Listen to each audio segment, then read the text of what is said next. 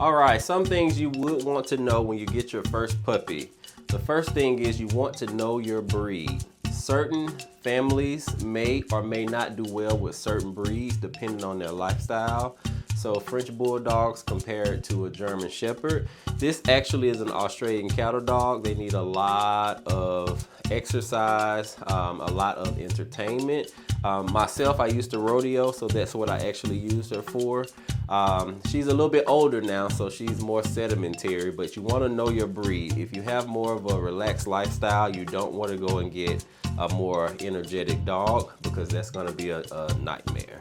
When you get your first puppy, you want to be careful and select one of the best foods for the breed. When they're younger, you may not be more prone to knowing if they have allergies or not. That typically doesn't come until later. So you want to just make sure you get a complete balanced diet, a veterinary recommended brand, and preferably stay away from grain-free diets. The top 3 diets I recommend is Royal Canin, Purina Pro Plan, and Hill Science diet. When you get your new puppy, although you may not necessarily keep your baby in a crate, crate training is preferred for reasons such as traveling, if you're going on airplanes, if you're boarding, or if you have to bring your baby to the vet. If you don't crate train, it can give them anxiety once they are placed inside of a crate. So although they may have free range to your home, make sure you actually go through crate training.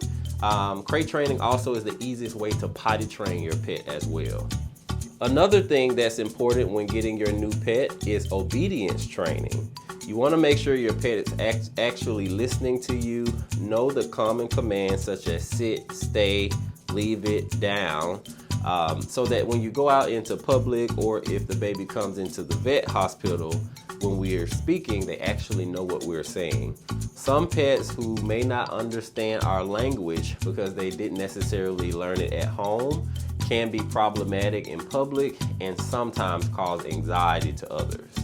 Lastly, when you get your new puppy or kitten, you want to make sure you're aware of what their medical needs will be and what their medical needs are. Certain breeds may require certain things such as sunscreen application, cleaning of skin folds, just different things. So you just want to make sure you're aware of what they need.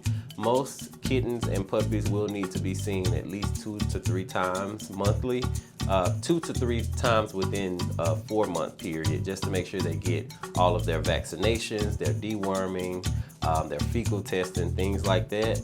Normally, once we see them for their initial vaccine appointments, they go into a biannual visit or an annual visit. So initially, when you first get your baby, you're gonna spend a little bit of money on vaccines just to get the baby up to date on everything, and then we'll start seeing you once or twice a year.